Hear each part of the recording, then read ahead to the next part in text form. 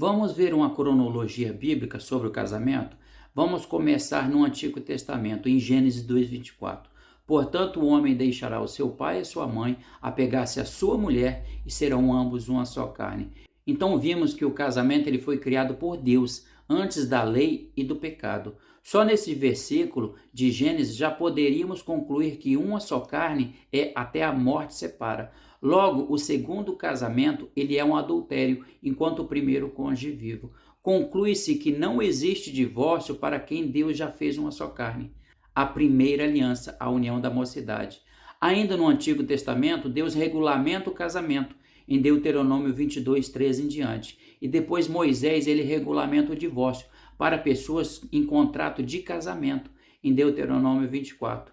O casamento era e ainda é feito em duas etapas. O primeiro vem o noivado e só depois o casamento. Porém, até no dia do casamento, núpcias, se algo de indecente fosse encontrado, nesse caso se usava a carta de divórcio, lembrando que nunca era por adultério, pois essa prática era punida com a morte por apedrejamento.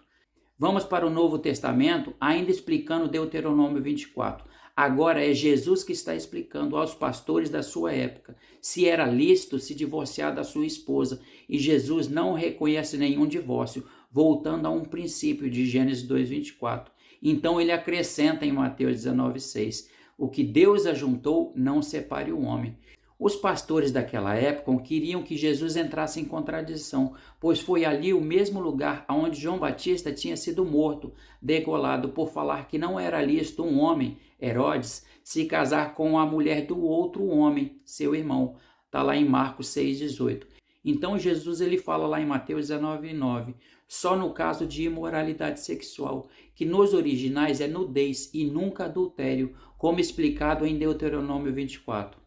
Seus discípulos naquela ocasião ficaram calados, mas em casa eles continuaram a conversa e voltaram a questionar sobre o mesmo assunto em Marcos 10, 11 e 12.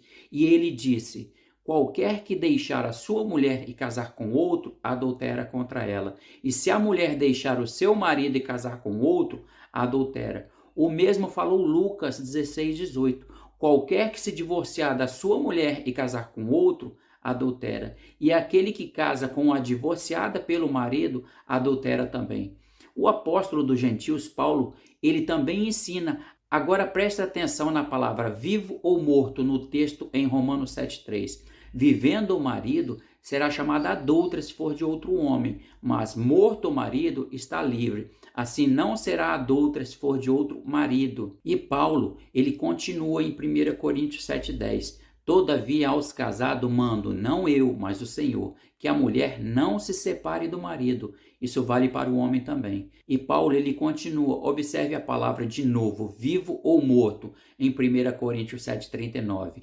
A mulher casada está ligada todo o tempo que seu marido vive, mas se morrer o seu marido, fica livre para casar com outro, contanto que seja no Senhor. Agora, se depois você ainda tem alguma dúvida se pode casar após uma traição, olha o que Paulo fala em 1 Coríntios 7:11. Mas, se separar, que permaneça sem casar, ou reconcilie-se com o seu marido, e o marido não se divorcie da sua mulher. Agora eu te faço um convite, Alex Mota, professor de teologia do Gaditas, da Comunidade Cristã da Serra, que você venha refutar esse estudo, essa cronologia bíblica, que você possa mostrar aonde existe um respaldo bíblico para uma pessoa se casar pela segunda vez com seu primeiro cônjuge vivo. Assim, você pode estar mostrando para a sua instituição religiosa, aonde o seu líder, ele já começou esse ministério dentro de um segundo casamento, porque a primeira esposa do seu líder, pastor, ela é viva, e dentro da sua instituição, a qual você é pastor e professor teólogo, tem mais de 20 pessoas dentro desse mesmo adultério. Agora eu te pergunto, o que você está ensinando para essas pessoas, meu irmão? Você sabe que os que ensinam, os mestres, eles vão ser julgados com maior rigor.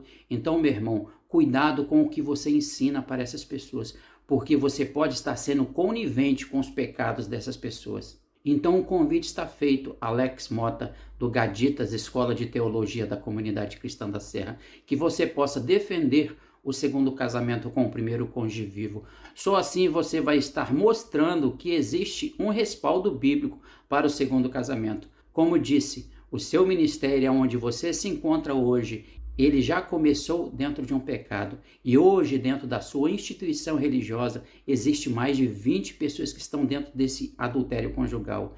Essas pessoas procuraram ajuda, pensando que vocês poderiam instruir, ensinando elas dentro da palavra. Mas vocês estão levando elas para outro caminho. E a Bíblia chama de cegos guiando cegos. Ambos cairão no buraco. Então, meu irmão, os que ensinam serão julgados com maior rigor. Então, meu irmão, gostaria que nós possamos fazer uma live onde você expõe o seu argumento dentro da palavra de Deus, aonde existe um respaldo bíblico para o segundo casamento com o primeiro cônjuge vivo. O convite está feito. Deus abençoe.